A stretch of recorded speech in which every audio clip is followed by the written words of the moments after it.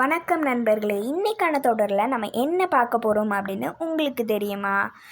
அந்த காலத்தில் மண்ணுக்கடியில் சிலைகள் மற்றும் புதையல்கள் இதெல்லாம் புதைச்சி வச்சுருக்காங்க இல்லையா? அந்த மாதிரியான விஷயங்கள் இப்போ நம்ம ஏரோட்டும் போதோ இல்லை ஏதாவது ஒரு விஷயத்துக்காக தோண்டும் போதோ நடந்து போகும்போது காலில் தட்டுப்படுது அப்படின்னாக்க அதெல்லாம் எப்படி கிடைக்குது? அவங்களோட அலட்சியத்தினால மேலே புதைச்சி வச்சதுனாலயா? கிடையவே கிடையாது. இல்லை அவங்க அதை நம்ம இவ்வளோ நாளாக அந்த இடத்த நம்ம கண்டுக்காமல் இருந்ததுனாலயா? அதுவும் கிடையாது. அந்த ஒரு விஷயம் அடியில் புதைஞ்சு கிடக்குது அப்படின்னா, அதாவது சாமி சிலை, புதையல்கள் இந்த மாதிரியான விஷயங்கள் அடியில் புதைஞ்சு கிடக்குது அப்படின்னா ஒரு லிமிட்டு தான்.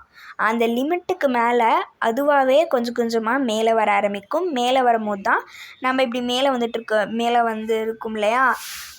அந்த சமயத்தில் தான் நம்மளுக்கு அது தட்டுப்படுது. ஒரு வேளை நம்ம நோண்டுறப்ப அந்த இடத்துலேருந்து அது கொஞ்சம் மேலே வந்திருக்கலாம். மேபி அப்போ கிடச்சிருக்கலாம். இல்லை அது நம்ம தோண்டும் போது நம்மளுக்கு ஒரு வேளை மேலேயே கொஞ்சம் மேலேயே இருக்கலாம். இல்லை பாதி வெளியிலேயே காலில் நம்ம தட்டுப்படலாம். இந்த மாதிரியான விஷயங்கள்லாம் என்ன சொல்கிறேன் அப்படின்னு கொஞ்சம் கன்ஃப்யூஸாக இருக்கா? கொஞ்சம் கன்ஃப்யூஸாக பேசிப்பேன்னு நினைக்கிறேன். அதனால உங்களுக்கு அப்படி இருக்குது. அதாவது பார்த்தீங்கன்னா எப்படி சொல்கிறதுனா, ஒருவேளை அது பாதி மேலே அப்படி நின்ற நேரத்தில் நம்ம அங்கே நோண்டிகிட்ருக்கலாம். அதனால் கிடச்சிருக்கலாம். இல்லை அந்த இது நம்ம நடந்து போகும்போது அது காலில் தட்டுப்படுது அப்படின்னா முழுசாக மேலேயே வந்திருக்கலாம்.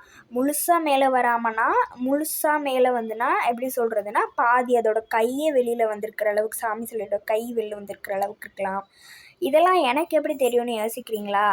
எதர்ச்சியாக நான் நியூஸில் பார்த்தீங்கன்னா என்ன பார்த்தேன் அப்படின்னா, சாமி சிலை இந்த காலில் சாமி சிலையோட கை அந்த மாதிரியான விஷயம் வெளியில் இருந்திருக்கு.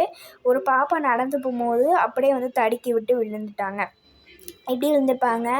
ஸோ சாமி சிலை மேலே இருந்திருக்கு. அங்கே தோண்டி பார்த்துருக்குறாங்க. அந்த பொண்ணு போய் ஊர்க்காரங்கள்ட்ட சொன்னது, அது தோண்டி பார்த்துருக்குறாங்க என்ன இருக்குது அப்படின்னு சொல்லிட்டு. அப்படி பார்க்கும்போது அவங்களுக்கு அந்த காலத்தை சேர்ந்த ஒரு சாமி சிலை கிடச்சிருந்துருக்குது. சாமி சிலை ஒரு இடிஞ்சு போன கோயில், அதுக்கு பக்கத்தில் குளத்துக்கு போகிற இடத்துல பக்கத்தில் புதைஞ்சு கிடந்திருக்கு அந்த சிலை. ஸோ அதை அவங்க அது கொஞ்சம் கொஞ்சமாக மேலே வந்திருக்கு.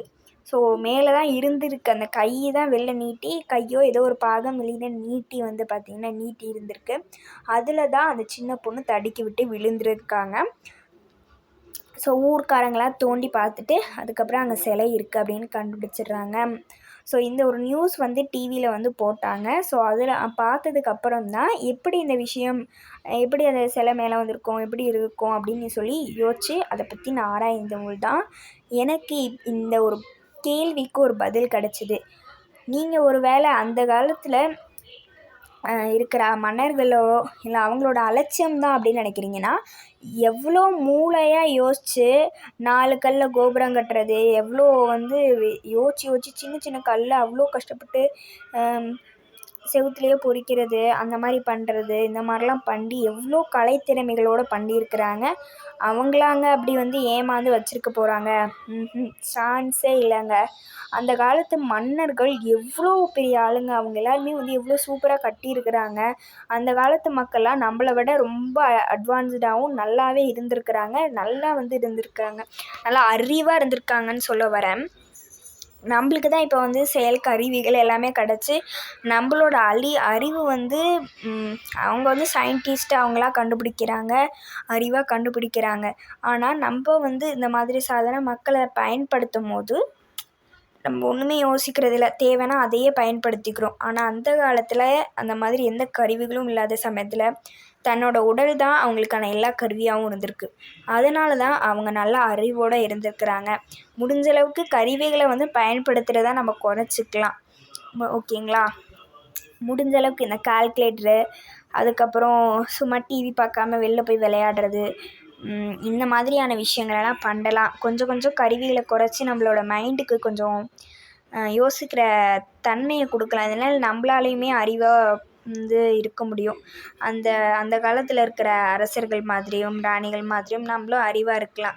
அதுதான் நான் சொல்கிறேன். சரி, இன்னொரு தொடரில் நம்ம சந்திக்கலாம். பாய்.